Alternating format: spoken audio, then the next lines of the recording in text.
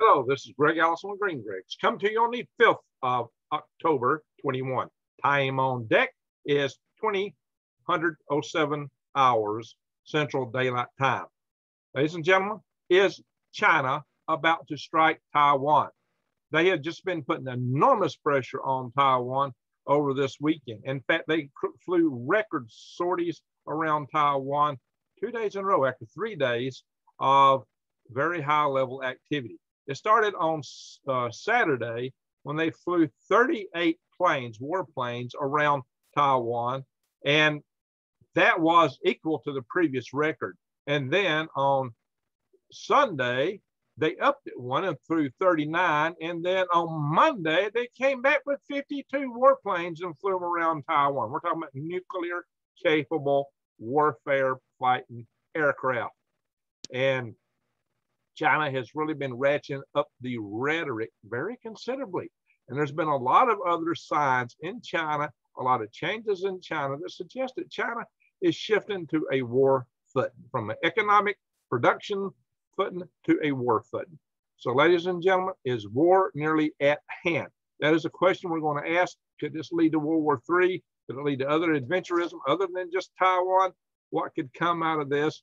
What does it mean for you and me sitting here? So we're going to get all into that. Now, I'll bring you a lot of videos. So like this, in this series, I keep your eyes wide open and head on a swivel so that you will know to be prepared to get ready, because we're living in very perilous times and they're getting seemingly more challenging by the day. I mean, this stuff is just keeps up and up and up, and all kind of stuff coming from many directions, including threats from Russia right now to Ukraine, including North Korea, Taiwan, Iran, and Israel. We've got hot spots all over the place. United States, our economy, and then guys, it's really dicey right now. This is why you need to watch my channel, because I'll bring you a lot of videos about these things to keep you aware, to keep your eyes wide open, head on swivel, because there's a proposition my channel to help you survive, thrive, and stay out of the hive. I say this so you'll subscribe to my channel if you're not already done. Bang the update notification bell and click all so you'll get notifications of my videos. But do check back from time to time, just in case some of them aren't coming through. Now, all that said, I do a lot of videos on things that you can do also to get ready. I really tell you to grow a garden. That's one of the most important things you can do, because we're looking at potentially grid down. That's my podium placard where I ran 2 power grid defense conferences. Unlike a lot of other prepping channels, I don't just come on here and talk things to tell you about stuff. I actually am active in organizations to try to make things better.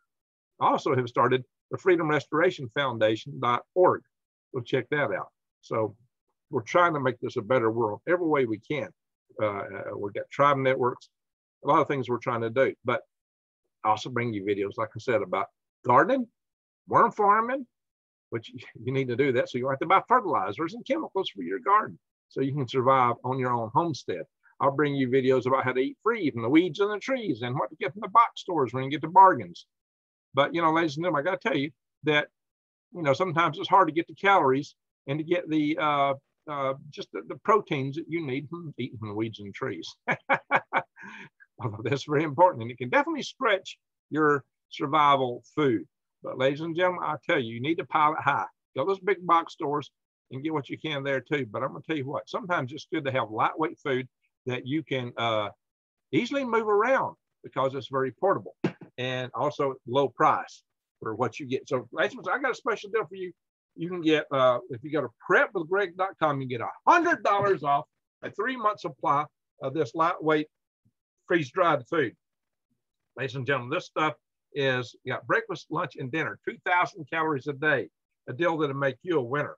You can't beat it for price, for portability, storability, transportability, because this stuff is lightweight. A kid can carry these buckets around. 2 of these is a month. You can get a month supply also, or you can click the logo on My Patriot Supply, and they'll take you in to all kind of other prepping supplies within My Patriot Supply. And they simply have the widest selection of food of any other of your prepping supplies outfits. And they still have availabilities too. And they give you 2,000 calories a day. A lot of them just give you 800 and claim that's, you know, counting toward, your month supply. Are you kidding me? You can't survive on 800 calories a day. The experiments that I talked about in some other videos way back for starvation experiments had more than 800 calories a day been fed to the participants. So yeah, that's no meal. That's no survival. 2,000 calories a day is much better. So this is real stuff, real food. It's freeze dried. It reconstitutes into the stuff that you would like to eat. All right, all that said, let's get into this. Taiwan is under enormous pressure right now, and they have said they will fight back to the very bitter end if attacked. So Taiwan is right now preparing for war. They're preparing to be attacked. And the language coming out of China is very, very, very ominous. Now, something else to consider, China's really shutting their economy down in a lot of ways. They're shutting down power plants. They're shutting down, look at this. China is suffering right now from the energy shortage because they embargoed, or they actually, stopped importing Australian coal, what they needed very much for their economy, because Australia wanted to know. They wanted to do a little investigation about the source of a bug going on, and China just reacted very vehemently to that. They had nothing to hide. Why such a reaction, pray tell? Why? But it hurt them. In the end, it backfired more on China than it did on Australia. Australia's found other customers. I mean, hey, there's a demand for that stuff. Right now, we're talking energy shortages all at once. OPEC's not ramping up their production. Russia's talking about cutting back on what they're sending to Europe. So suddenly there's a huge demand for coal. Now, Australia's set. India's buying it. India is buying that coal now. So who's the loser? China. But what is China doing? Maybe China thought about this and said, we'll hurt Australia. But then in hindsight, maybe they didn't switch later and come back because they knew Australia would shut them off anyway, given what they're perhaps about to do. And also look at China. They're shutting down a lot of their tech captains, their billionaires, their media people, their movie stars. They're shutting a lot of these people down. And they're having a cultural change, kind of like a cultural revolution 2.0 in China.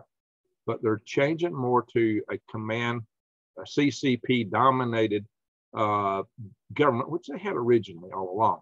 So they used this economic explosion to build a military, to build their infrastructure.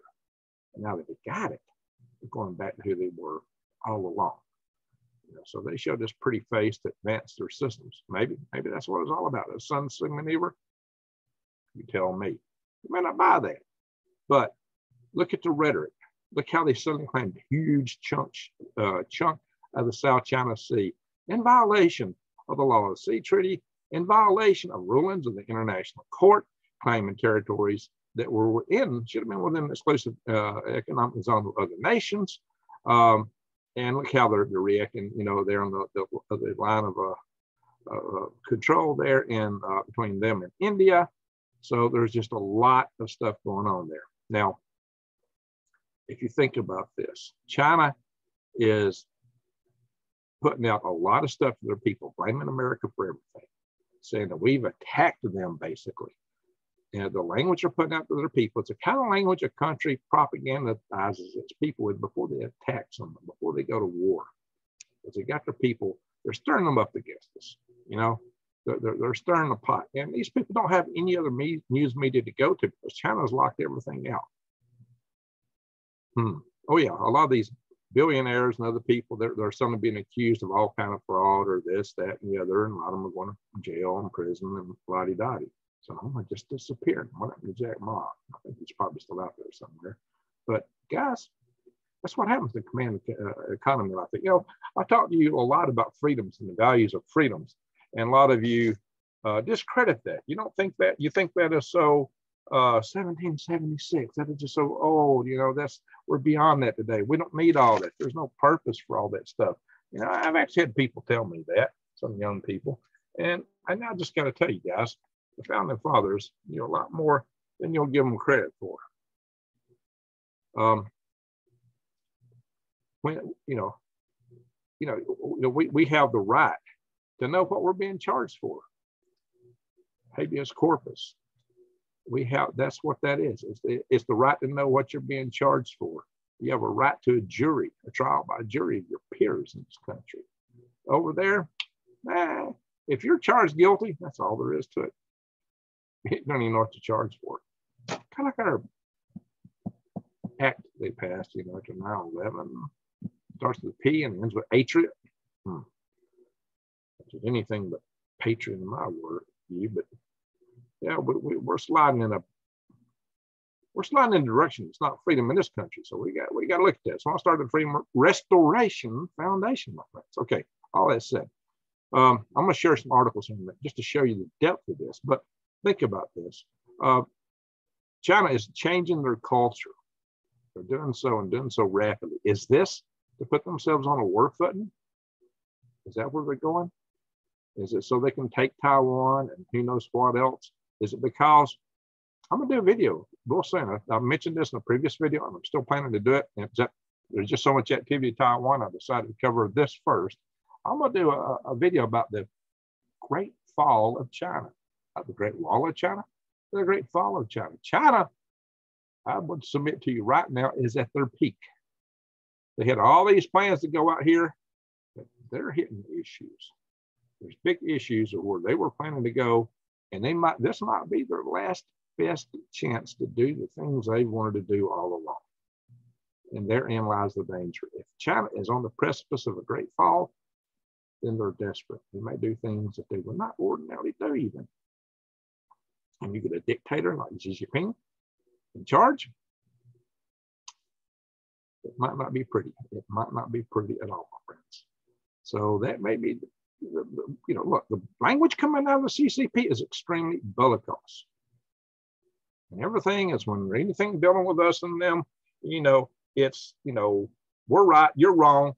And if you want to come to our way or go, or you're awful, you're terrible, Nobody else says there's no negotiation, no middle ground. It's our way or the highway to the graveyard, the highway to where. So, they're extremely bellicose, extremely one-sided, and they're blaming us for stuff. They're conditioning their people. I did a video on that a while back to probably accept the kind of things they're doing. Not for our consumption. That's not for our consumption. It's for consumption of their own people. So their own people will buy into what the CCP's doing. All right, let's share something. So that's what worries me. That's why I think that we really may be on the precipice of war. That, and also, if they're going to invade Taiwan, if they're going to do it this year, which I'm really thinking might happen, they want to do it before the onset of the winter. Because in the winter, the sea states start getting rough in the Strait of Taiwan, much rougher than normal. Yeah, Taiwan's a challenging strait, my friends. It's challenging anytime. But the sea states get worse into the winter. In fact, they might start getting worse into November. So this month, it could be this month, could be November, December. It could be next year. Maybe it won't even happen. I hope not. But when you look at the bellicose language, the activities, don't discount it. Don't discount it. Don't discount it for a minute. Now, one thing a lot of people say, well, a lot of people tell me, oh, China won't do it because it'll harm their economy. They'll lose $1 trillion. What? Xi Jinping just shut down $1 trillion in their tech industry just by one fiat. He says that you're gone and poof. So you think that's going to bother Xi Jinping? I don't think so. Well, they keep saying Taiwan, Taiwan, Taiwan, Taiwan, Taiwan, Taiwan. So another thing, a lot of people say, well, China don't have the ships to do this. They got a big Navy, but it's still not quite enough landing ships. You know what they've just done?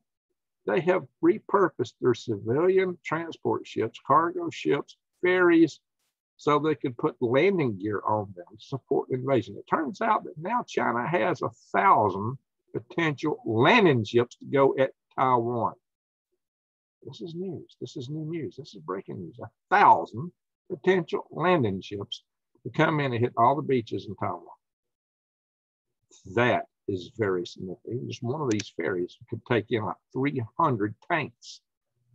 Wow. This is very significant. We're talking not having to go to the deck, a pier, at a port. We're talking landing on a beach. They have converted these ships with the heavy ramps to be able to reach out, and there's beaches where they could do that. Now, Taiwan admittedly has less beach opportunities than most islands like that. That's why we've considered this fairly hard facility, but we consider the aggressiveness of what China is doing.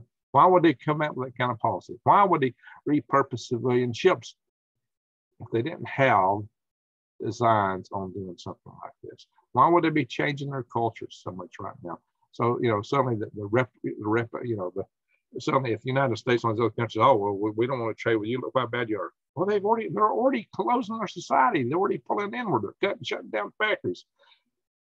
This also means for you, all that stuff you're expecting to get from China, all those cheap Bibles and goods we've been getting, for our entertainment here, and also to run factories here. Bye-bye.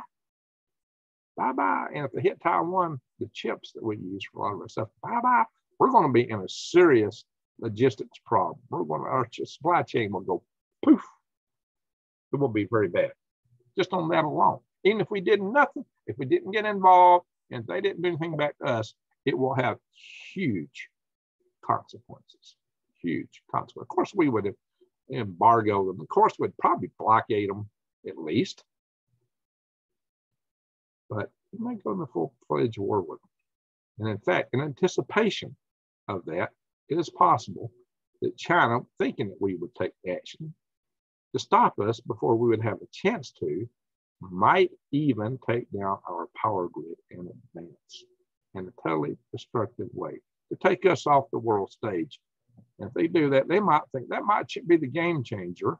It would change them being on the precipice, suddenly on the precipices of the Great Fall. They might think that they would be on the way to establishing the Fifth Reich, Communist Reich. No, it would be very ugly. Whatever they call it. I'm using an analogy there, but not to say it would be that there wouldn't be continuation of what Germany had, but similar enough. A world power that they would, the whole world would be, they'd be unstoppable for the United States, except for Russia. Eventually, China and Russia would get into it without the United States. At some point in time, the bear and the dragon would tangle. If the eagle's not in the picture. But okay. So, hey, what are you talking about? You're talking nonsense. Well, let me show you. We're going to go some articles here. We're just going to go some articles. Kind of back some of this up, guys. I'm going to share. Bing. I'm going to start with that article. Start up here. Where are you at? Oh, no. Got too much stuff open. China flies record 52 warplanes toward self-rule Taiwan. Indeed is self-rule. Oh, come on. And my memory's kind of maxed out here. I only got 5 tabs open, but it's getting where my computer can't handle this.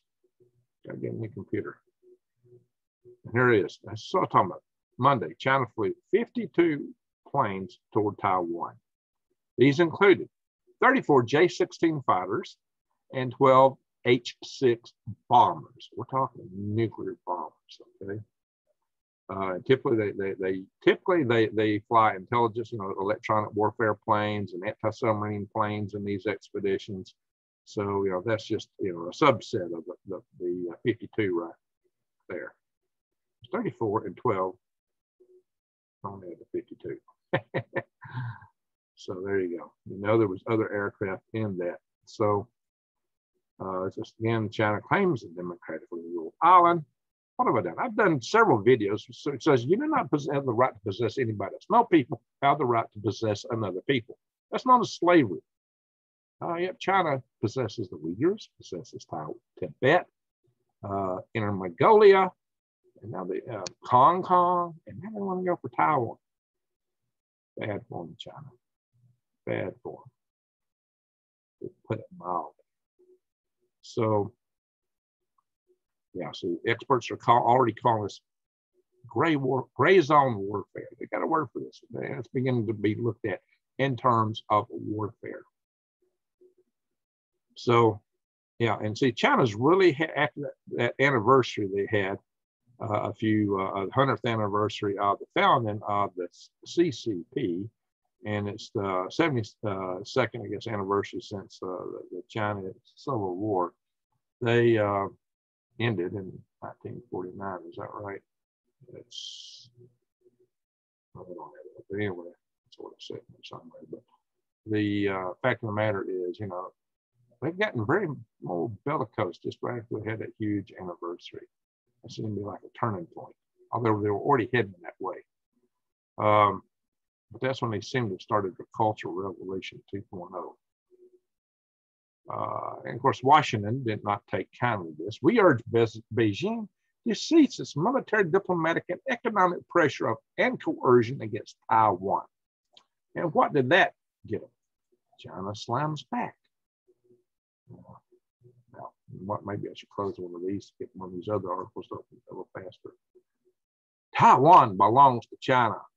And they say, we vow to crush the independence. Really? What I say? Nobody belongs to you. Nobody belongs to you.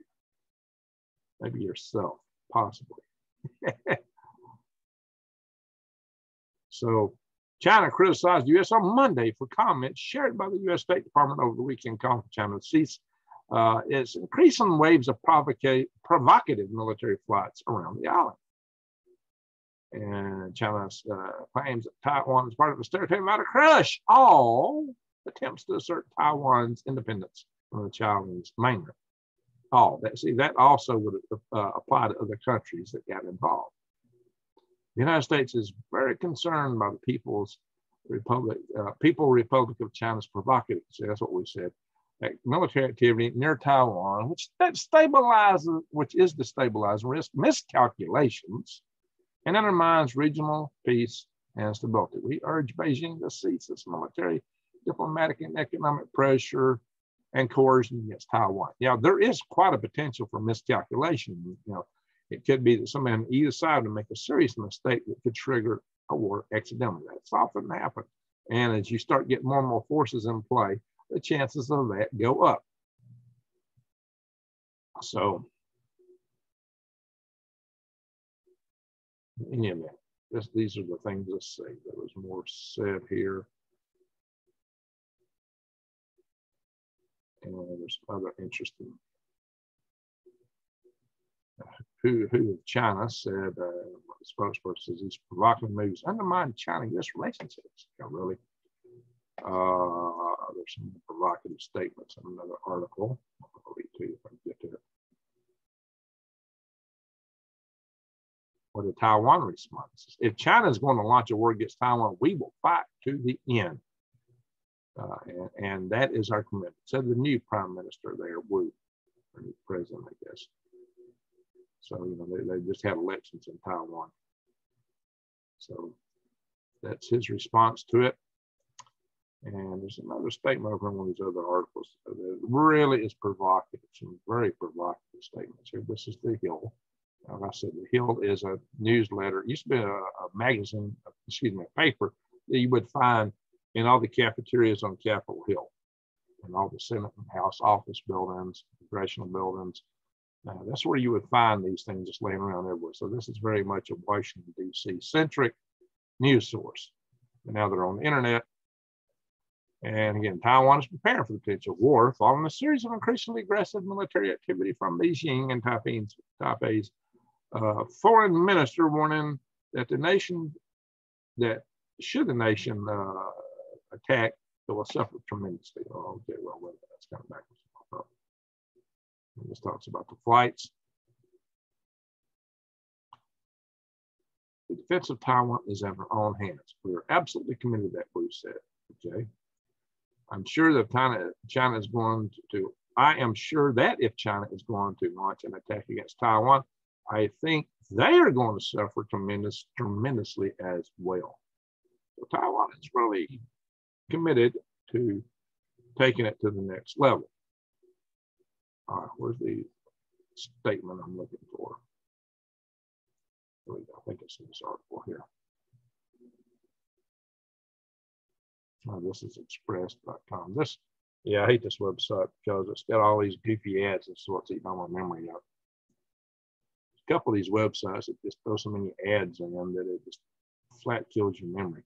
But sometimes they get some of the best news nuggets in their little ads. So let's see.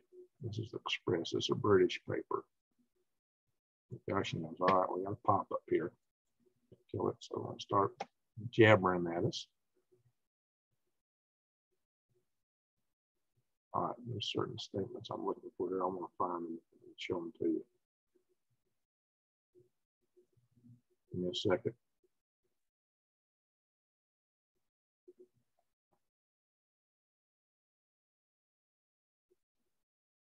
China mocked some of these other things, saying that Taipei is really scared, you know, talking about Taipei's response, but there's some more provocative language down here. Oh yeah, 2 Y-8 anti-submarine aircraft. Yeah, okay. So there you go. 2 Su-30 fighters. There's some of the other aircraft involved that the article didn't mention. I'm hunting this really provocative language.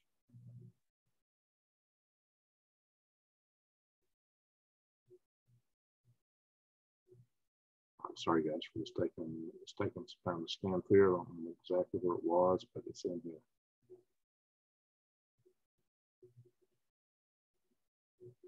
I see it there somewhere.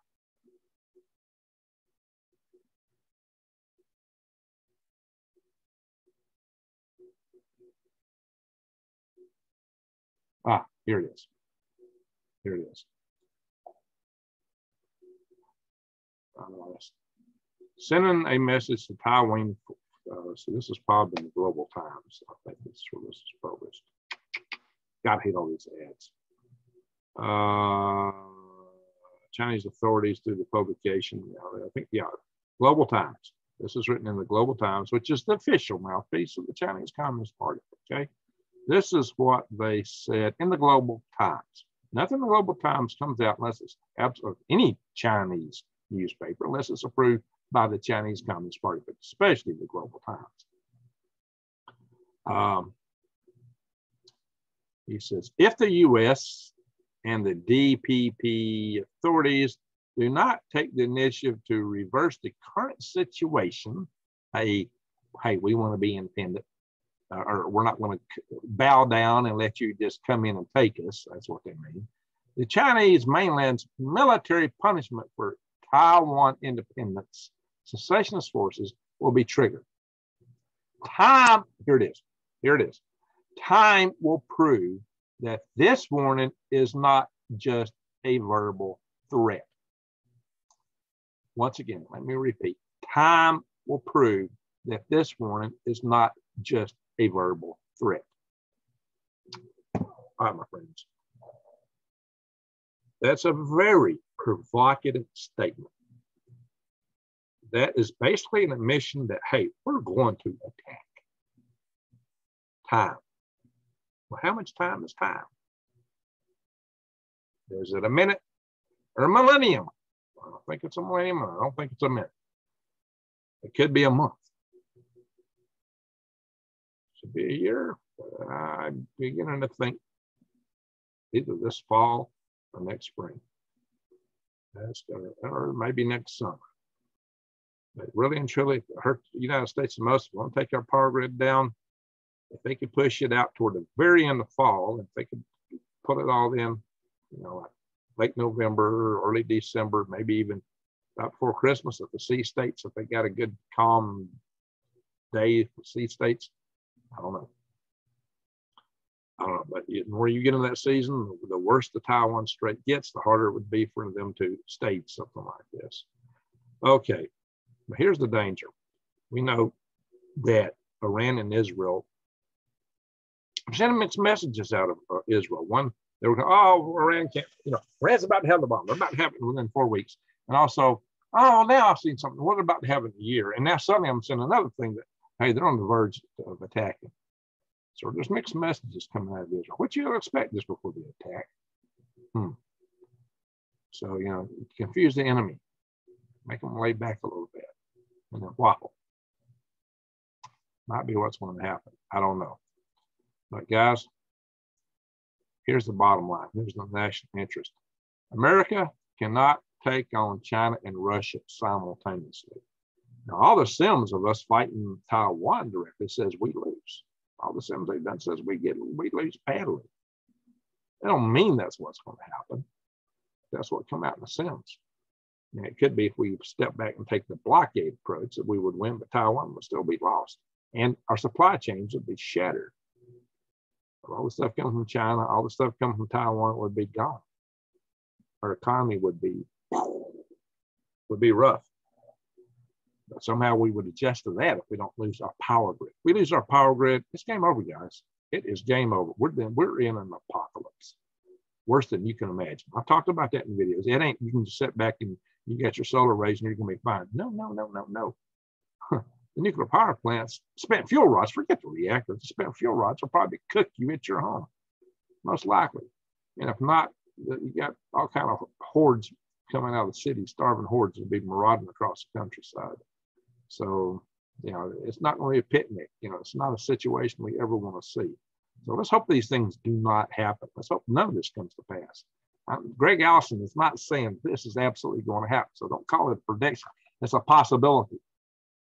The problem is the probabilities of these possibilities are way too high. They're getting higher. That's the problem. That is the problem.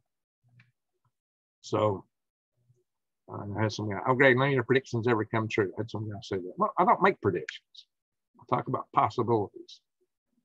But there's probabilities associated with possibilities. Probabilities are one. And some of my things have come true. Absolutely.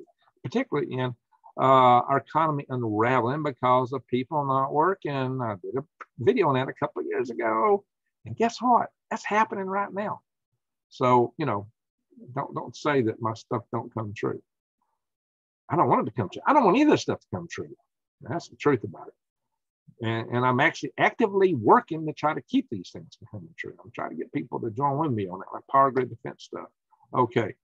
So Russia right now is really chomping at the bit with Ukraine, and Ukraine has been calling attention to the Western allies, the United States and the NATO nations, the European nations, to stand up to defend it because they think that Russia might be about to pound them. That's another article. I'm not going to share that right now. It's late. That's a whole different topic. But, you know, if we're dealing with China, we might have to deal with Russia too, because Russia might just decide to, if China moves on Taiwan, Russia might just move on either the Baltic nations or most likely Ukraine. Man, just like that. Maybe both. And hey, that might just be a good cover for suddenly North Korea. So, hey, look, the United States is busy. Time to take South Korea. Who knows what all can happen? Who knows?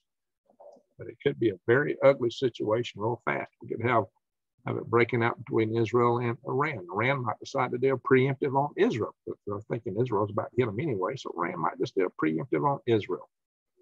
So they're already moving troops up to Azerbaijan, thinking that Israel is in league with Azerbaijan. So, and that could just be a flanking maneuver for them to come back and take on Israel from a different direction. So what's going on with Iran? I don't know, guys.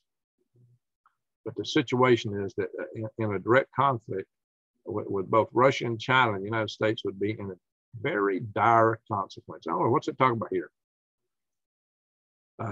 The more Russia and China's superiority over the United States in terms of nuclear and unconventional weapons, such as super electromagnetic pulse. Wow, how long have I been talking about that? Not EMP weapons, but super EMP weapons. They can't even put 200,000 volts per meter on your power lines, 4 times more than the defense hardened standard. Cyber weapons, as well as overall nuclear survivability, continues to increase. The greater the temptation will be to increasingly brazen international. That's fun. That's odd. The greater their temptation will be to engage in increasingly brazen international aggression abroad. This is saying that Russia and China will get more aggressive as the years go, as their advantages continue. Hey, China's building a new missile field. So what they're saying here in this article is it's going to get worse. China and Russia will both get more and more aggressive because they can, because they're getting stronger and stronger vis-a-vis the West. And, you know, hey, we got the strongest president we've ever had, though, right? So what are we worried about? If you believe that one. So Guys, this is what we're talking about. We are not set up for a two-front war. We haven't been in decades, a couple of decades now since the peace dividend when the wall fell for the Soviet Union. So now we might be facing that. We might be facing that, and that's what this is talking about.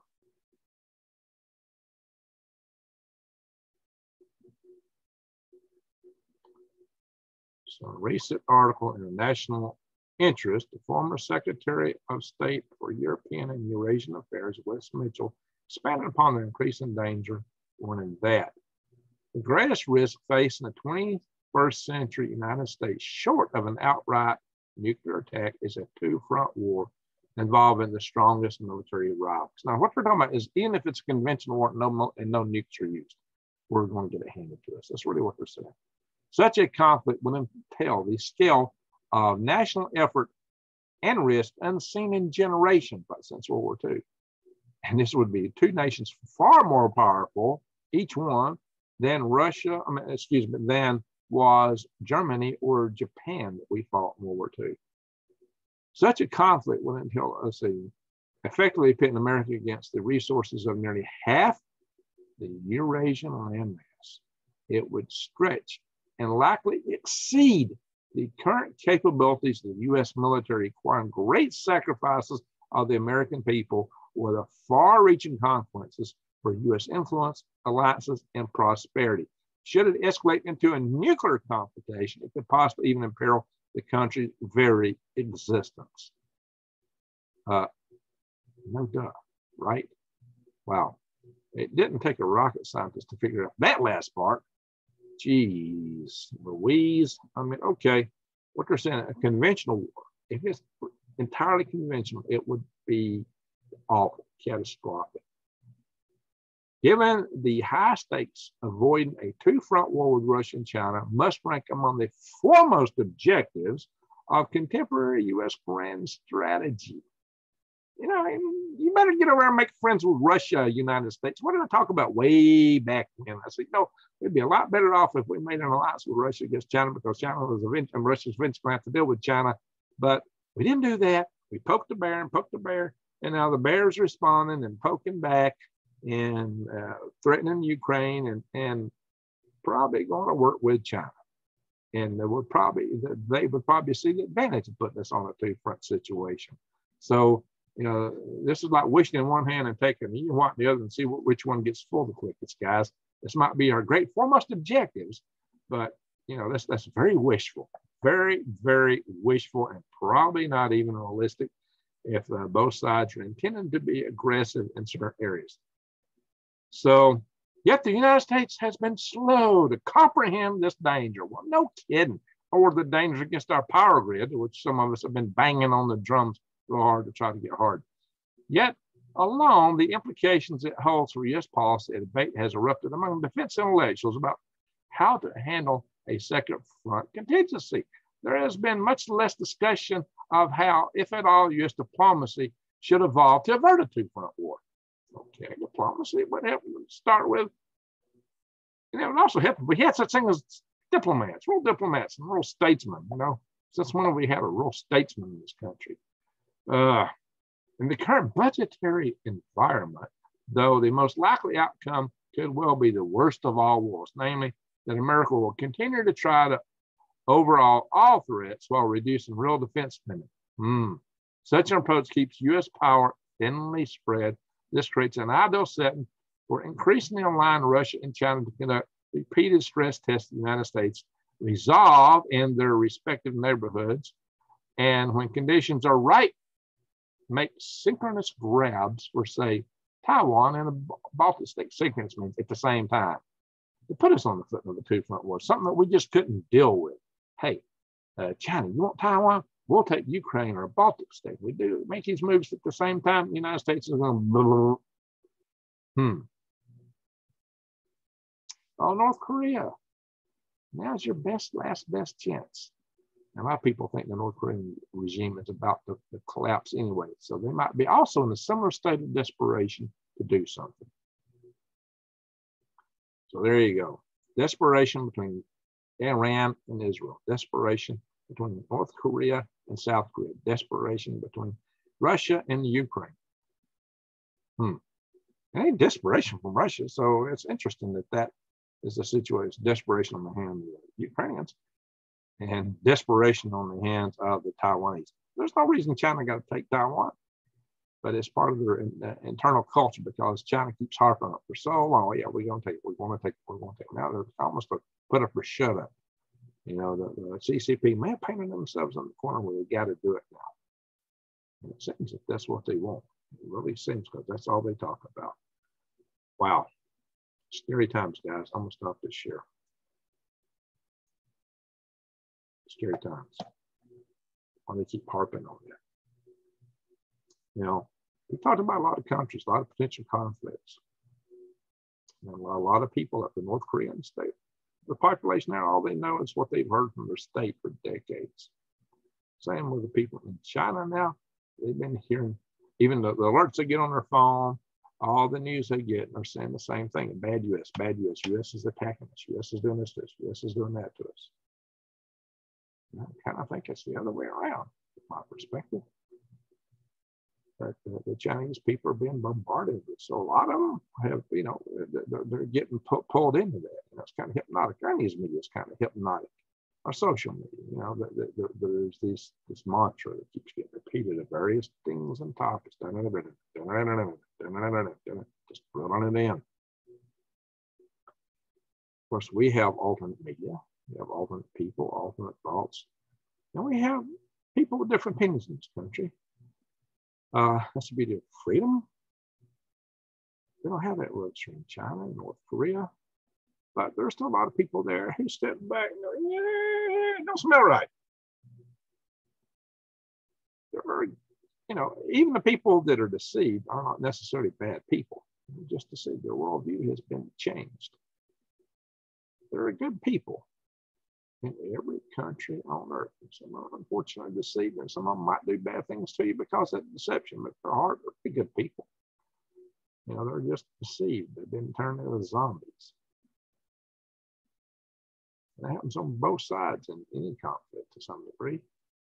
Conflicts are awful. These nations play people against each other who might not otherwise do anything against each other. I'm not for conflict, but I am for defending yourself.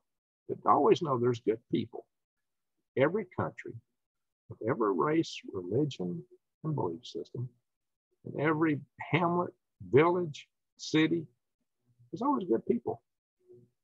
Maybe somebody just got to get into their hearts and minds.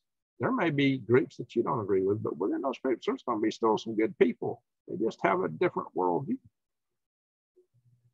The way to deal with these things is to remember, as light dispels darkness, love dispels hate.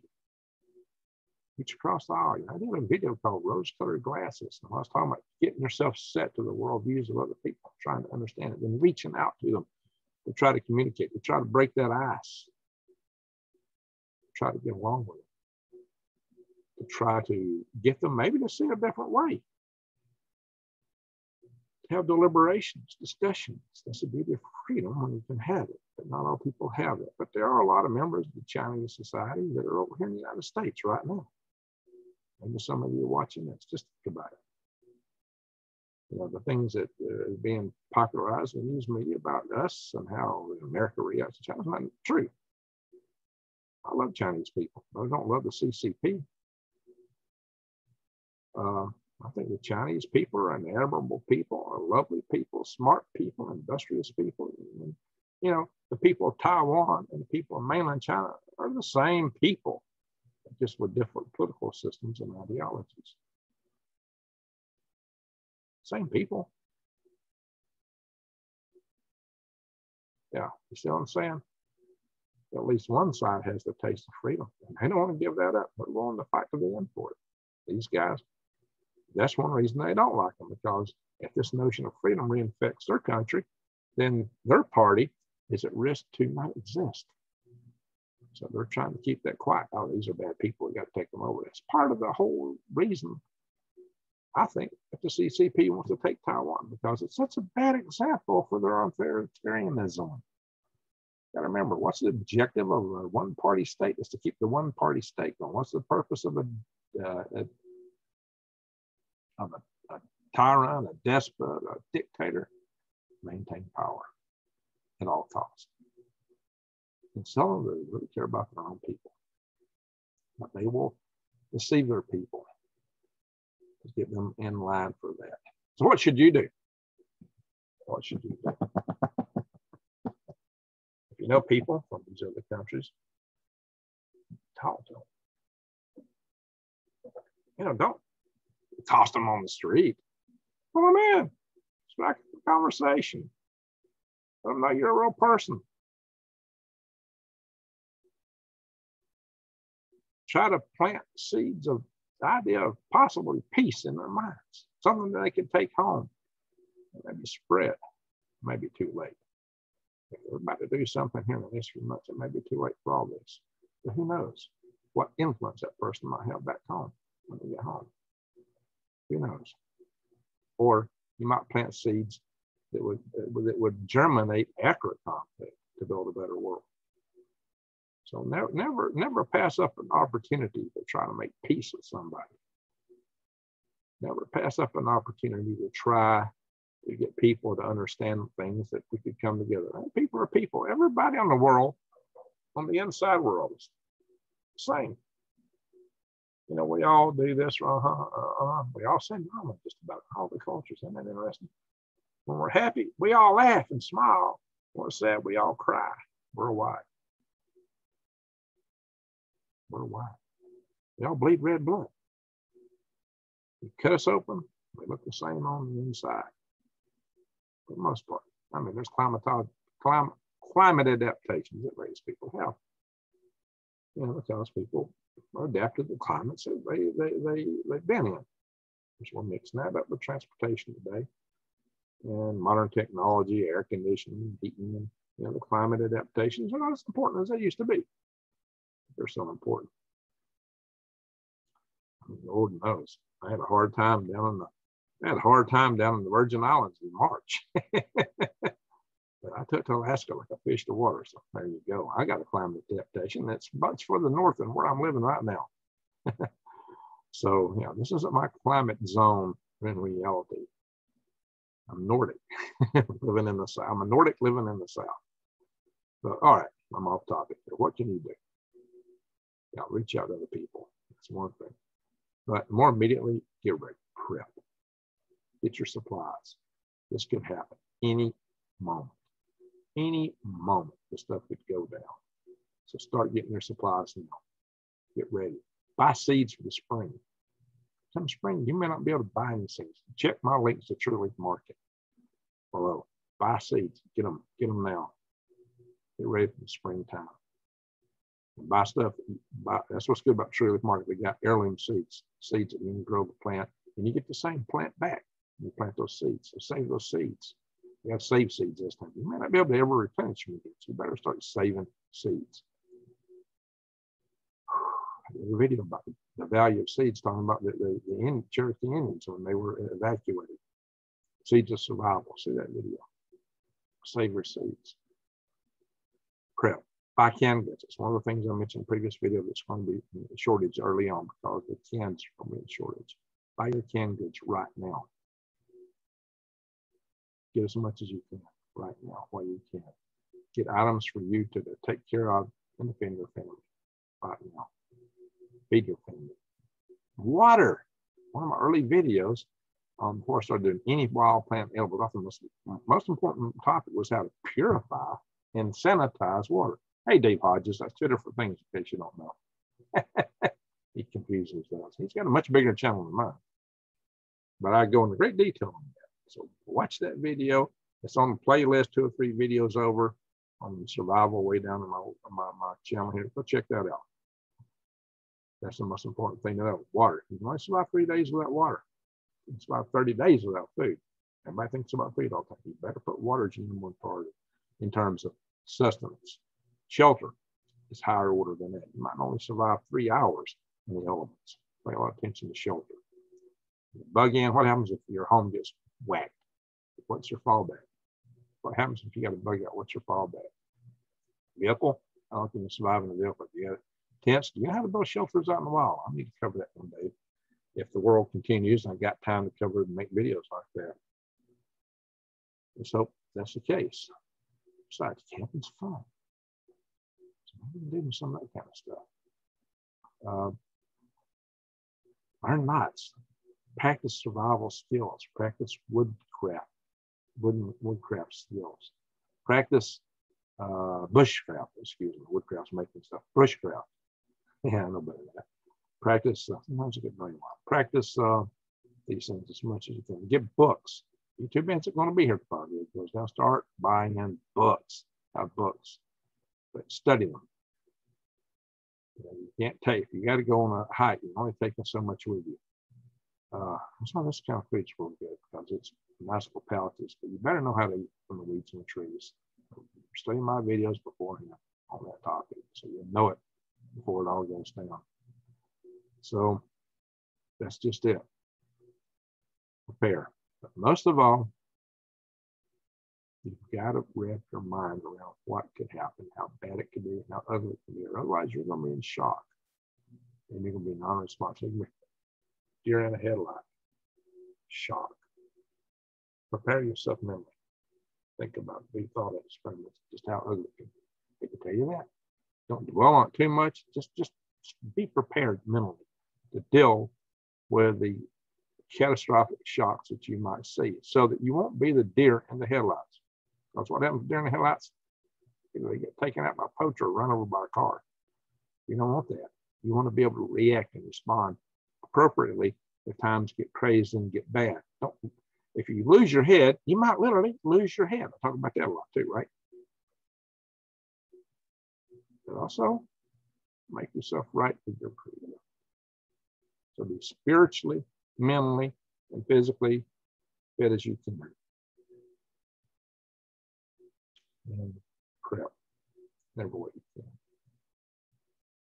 Time may be very, very short. I don't know. We could have years. But it may only be minutes. We don't know what time is allotted here. Our grid could be taken down anytime. And if they wanted to take Taiwan, take us out of the game, it's probably the first thing they would do. Oh, we will get them with their missiles and submarines, blah, blah. Really? Not if there it goes down. Well, get them from China. No, not if there it goes down. Because emergency activation alerts won't even go out. Because the EMP super weapons exceed the military hardened specs. Some of that stuff is survived. But there's emergency action alerts, they might not get out. They might not get out. Those guys don't launch without them. So don't be thinking all that's going to happen. It might. All that's terrible. It's all terrible. The main thing, though, is that none of this stuff happens. So to that end, I hope that you're reaching out to other people, start planting a few seeds for peace. And most of all, my final word, pray. Pray. Pray for the best future we can possibly have. I know the book of Revelations is pretty cataclysmic. That don't mean you really have to take a cataclysmic path through it. Remember, Jonah had options. There you go. Consider that. Read the story of Jonah. You know what I mean? This is not really just Jonah. I'm not here for religious purposes. That's not the purpose of my channel. My purpose of my channel is to survive, thrive, and stay on the high. State of mind and being centered and right to your creator are all part of that. And I'm not telling you what creator to pray to or honor. It's not my business, because that's not what the purpose of this channel is. If I straight to the channel, we'll talk about religious things. That might be a different matter, but that's not what I'm doing here.